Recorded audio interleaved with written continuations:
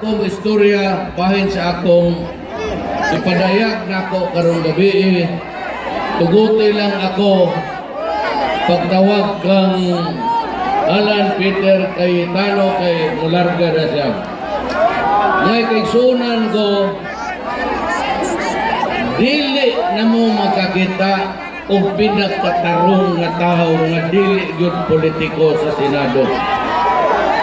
Muna tao gaga pabuto o pagpahibalo sa nasod o unsa kahiwi ang atong gobyerno o ang atong mga opisyal.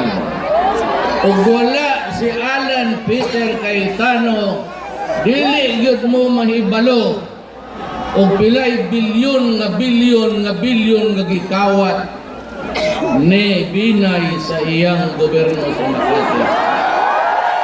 It was Alan Cayetano ang nagbira-bira nila at tagada si Enrile tungod sa kanang pagwara.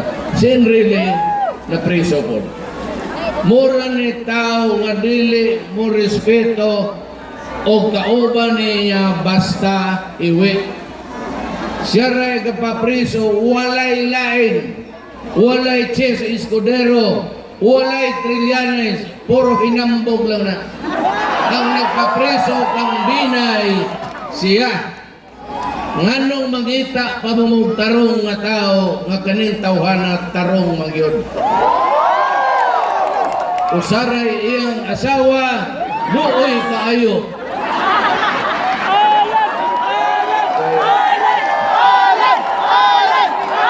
Okay na. Nandito ba si Mayor mo? Ano asin? Mayor lang eh. Mamay ni Kuroda gabi eh. Kanang oo naman siya sabay ng gabi-gabi para mga ano tayo ng iba. Makasak. Gabi, bitaw. Muli na niya siya. Mura ni ang hiyok nako, ha? Mura ni ang hiyok nako. O dili mo moboto kang Alan kamong mga Bisaya at taga-Davao, ayaw na lang po ko ninyo botohin pagka-presidente. Bakit magod ninyo kung na ay tao nga vice-presidente o niya di may makasinabot, ang aboton na to sa gobyerno away lang. Kaskas o kwarta magsigig daot o isig katao.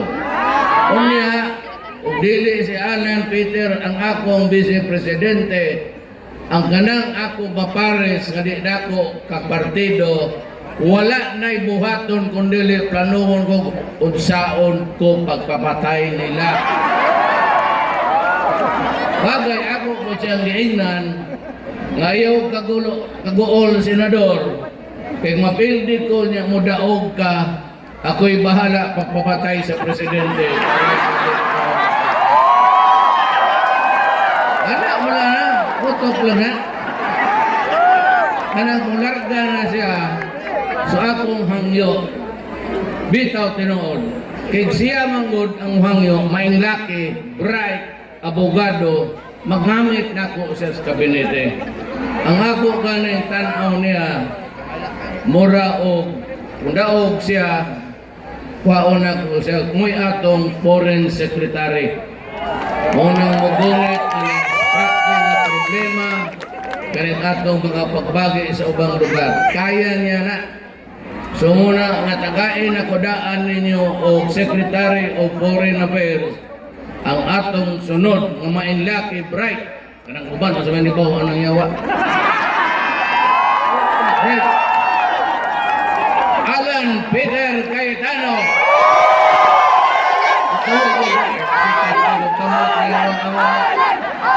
Bitaw.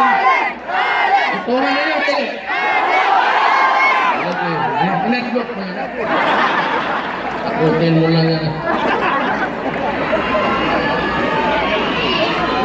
Karon, ako na pong papolitika. Bawaan ninyo, paminaw mo ka ng kabong mga muro. Kayong mga muro people makinig kayo. Nitong unang panahon, nagpuyo tangari aning mga atong lugar, lain-lain tag-tribo. Maranao, Ilocano, Bicolano, Tausog, Bisaya, Panggalatok, dili ta parehog sinultihan. We do not even share the same language, even the customs, and even the idiosyncrasies of our tribe. Nitong unang panahon, samo kaayo kay walay gobyerno nitong mga panahon na. Por iso bitaw nailog ta sa mga Espanyol o Amerikano. Giantos nato na nagihimo tang ulo slaves actually. We were a subjugated race. That is why init yung kaayo ko anak nila. But then, usa ka adlaw many years ago, nagtapok-tapok ning atong Pilipino parehog naong Malay tayo. Kanang mga islands, nag-ingon sila, magmugna ta og usa ka nasod.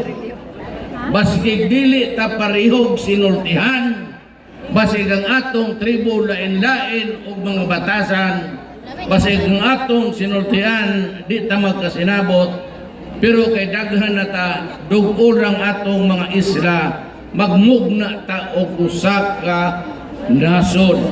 So we agreed that there will be a Filipino nation nga naay gobyerno nga pilion sa tao nga muda sa gobyerno para natong tinarong. Unya ang sapot ni adto sa lulo nako nga Kristiyanos o ang mga lolo ninyong Moro nagkasinabot ta nga Ilocano, Tagalog, Ilonggo nga there will be a Republic of the Philippines. Unya ang kanang gobyerno nga ibugna nato, there will be equality, pantay tanan. Unya there will be brotherhood. Niadto maayo pagsugod, apan wa madugay pipilara ka tuig ang Manila ray magbuot o kinsay ba presidente. Ang mga sugar nga baron, sila may kwarta ni ato ang dakong negosyo ni adto asukal kay in-demand na sa gawas. Karon sila ray mga pili mga Tagalog, mga Ilonggo gikan sa Bacolod. Pipila ka tuig hantod karon, wala man ko maingong ngilad na o ni adto Rojas ang presidente, Rojas pod karon ang gustong dagan. Wala yun na mausap. Aquino ni adto ang iyang amahan nga gipatay ang asawa o karon siya. Wala bang kumaingon nga ngilad na sila mga tawhana. Apan ilang gisulo, ilang gimonopolize ang power nga rin o ang mamili perme sa mga kandidato katong mga bilyonaryo kita kinsa karon o kinsay ko ani danding, kinsay ilang ko ani. God, okay lang na sa ako o giayo ta pagdala. Ang problema ni ane panahon ni ato ni Marcos naabapot si kuwang ko tong inyong coconut levy hasta kami kay 40 hectares ang gibilin sa akong inahan nga patay na gibilin sa iyang ginikanan. Yun ay kumpong batuhantod karon ang di mauli ang kwarta. Panahon itong Marcos. Karon ang na presidente pagsunod, kuwang ko iyang igagaw. Pagkahuman, Aquino.